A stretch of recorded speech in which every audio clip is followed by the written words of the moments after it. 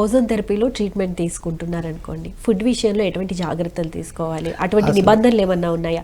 ఈ ఫుడ్ తినాలి, ఈ ఫుడ్ తినకూడదు, అట్లాంటివి ఏమన్నా ఉన్నాయా? అంటే ఓజోన్ థెరపీలో యాజ్ సచ్గా ఫుడ్ రిస్ట్రిక్షన్స్ కానీ ఫుడ్ రికమెండేషన్స్ కానీ యాక్చువల్గా అవసరం లేదు. కాకపోతే ఇప్పుడు నేను చెప్పినట్లుగా సపోజ్ ఇవన్నీ కూడా మన చేంజ్ ఆఫ్ లైఫ్ స్టైల్ కానీ సరైన ఈటింగ్ హ్యాబిట్స్ లేకపోవడం వల్ల రియాక్టివ్ ఆక్సిడేషన్ స్పీసెస్ అంటాం, ROS, ఇవి పెరిగిపోవడం వల్ల వస్తున్న ప్రాబ్లమ్స్ అన్నమాట. సో ఎప్పుడైతే ఆక్సిడేటివ్ స్ట్రెస్, మీరు చాలా ఈ మధ్య వర్డ్ వింటూ ఉంటాం, ఆక్సిడేటివ్ స్ట్రెస్ పెరిగిపోయింది అని. ఆక్సిడేటివ్ స్ట్రెస్ అంటే లోపల ఉన్న యాంటీ ఆక్సిడెంట్ శాతం తగ్గిపోయి ఆక్సిడేషన్ అన్నది ఎక్కువగా ఎత్తుకుపోతుంది అన్నమాట, బ్రేకింగ్ డౌన్. ఇంకా చెప్పాలంటే ఆమ్లత్వం పెరగడం శరీరంలో, తర్వాత ఇవన్నీ కూడా దాని ఇండికేషన్స్ అన్నమాట. సో ఎప్పుడైతే ఇవన్నీ పెరుగుతూ పోతాయో డెఫినెట్గా బాడీ డిటీరియరేట్ కావడం మొదలవుతుంది. బాడీ దాని సహజంగా ఉండే న్యాచురల్ ఇమ్యూనిటీ అన్నది తగ్గుతుంది. మనం ఆటోమేటిక్గా డిసీజెస్కి లోన్ కావడం కానీ కంప్లైంట్స్ అనేవి రావడం మొదలవుతాయి. సో అవి రాకుండా ఉండాలి అంటే సరైన ఆహారం అన్నది చాలా అవసరం. సో టైంకి తినడము, ఎక్కువగా స్టార్చ్ ఫుడ్స్ కానీ ఎక్కువగా షుగర్స్ ఉన్న ఫుడ్స్ తీసుకోకపోవడం, వీలైనంత వరకు వెజిటబుల్స్ని రెగ్యులర్గా తీసుకోవడము, బాయిల్డ్ వెజిటబుల్స్ ఎక్కువగా తీసుకోవడము, సలాడ్స్ కంపల్సరీగా ఉండేటట్టు, ఫ్రూట్ జ్యూసెస్, ఫ్రూట్స్ రెగ్యులర్గా ఉండడం, నట్స్ ఎక్కువగా ఉండేటట్టు, ఇవి జనరల్ హెల్త్ కోసం ఏదైతే అవసరమో ఓజోన్ థెరపీలో కూడా అవే సజెస్ట్ చేస్తాం. అంతేకాని ప్రత్యేకించి సపరేట్గా ఇదే డైట్ ఉండాలి ఓజోన్ థెరపీతో పాటు అని కాదు.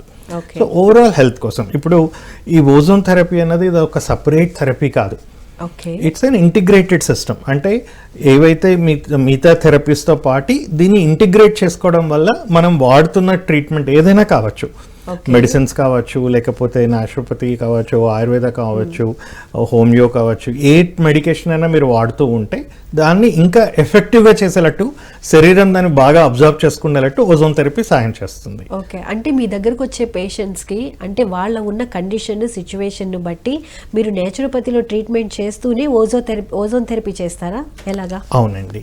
సో ఓజోన్ థెరపీని ఒక అడ్జువెంట్ థెరపీ లాగా వాడతామన్నమాట. అంటే ఇప్పుడు సపోజ్ మోకాళ్ళ నొప్పులే ఉన్నాయి, సో మోకాళ్ళు అరిగి వచ్చారనుకోండి, ఓజోన్ థెరపీ ఒకటే సరిపోకపోవచ్చు. స్టేజ్ ఆఫ్ దీన్ని బట్టి మేము ఆకుపంక్చర్ ఇస్తాము, తర్వాత న్యాచురోపతి ట్రీట్మెంట్స్లో పార్షల్ మసాజెస్ కానీ హాట్ ఫర్మెంటేషన్స్ ఇవి ఇవ్వచ్చు, కప్పింగ్ థెరపీ అని ఇస్తాము. అవి కూడా సరిపోవు, దాంతోపాటు ఇంకా కావాలి అనే వాళ్ళకి ప్రోలోథెరపీ ట్రీట్మెంట్స్ ఇస్తాం. సో వీటన్నిటిలో కూడా ఓజోన్ని ఎలా ఇంటిగ్రేట్ చేయొచ్చు అంటే ఓజోన్ అగైన్ ఇంజెక్షన్ రూపంలో ఇవ్వచ్చు, ఇంట్రా ఆర్టికులర్గా, పెరి ఆర్టికులర్ అంటే జాయింట్ చుట్టూ ఇంజెక్షన్స్గా ఇవ్వడానికి ఇది పనిచేస్తుంది. అదే సపోజ్ డైజెస్టివ్ ప్రాబ్లమ్స్ ఉన్నాయి, హైపర్ అసిడిటీ ఉంది, సో వాళ్ళకి డైట్ కంట్రోల్ చేయడము, ఒక సరైన వాటర్ తాగాలి, తర్వాత టైంకి ఫుడ్ తీసుకోవాలి. డైట్లో జనరల్ రెస్ట్రిక్షన్స్ అంటే ఎక్కువగా స్టార్చ్ ఫుడ్స్ లేకపోతే ఎక్కువగా ఈ ప్రిజర్వేటివ్స్ ఉన్న ఫుడ్స్ అవి తీసుకోవద్దు అని చెప్తూనే, దాంతోపాటు రెక్టల్ ఇన్సఫ్లేషన్ ఆఫ్ ఓజోన్ అంటే రెక్టం ద్వారా ఓజోన్ని ఇవ్వడం జరుగుతుంది. సో దానివల్ల ఆక్సిజన్ క్యారింగ్ కెపాసిటీ పెరగడమే తర్వాత కాకుండా పొట్టలో ఆమ్లత్వం ప్రొడక్షనే తగ్గుతుంది. తర్వాత H. pylori అన్న బ్యాక్టీరియా వల్ల జనరల్గా ఎక్కువగా అసిడిటీ అన్నది ఉంటుంది. అంటే హార్మ్ఫుల్ బ్యాక్టీరియా ఏవైతే స్టమక్లో పెరుగుతూ ఉంటాయో అవి తగ్గడం ద్వారా ఆక్సిజనేటివ్ బ్యాక్టీరియా ఇంప్రూవ్ అవుతుంది అనమాట. సో ఆటోమేటిక్గా అసిడిటీ అన్నది కంట్రోల్కి వస్తుంది. సో ఈ విధంగా పేషెంట్ని బట్టి ఆ ప్రాబ్లమ్ని బట్టి మనం ఆక్సిజన్ని ఇంక్లూడ్ చేస్తూ పోతాం.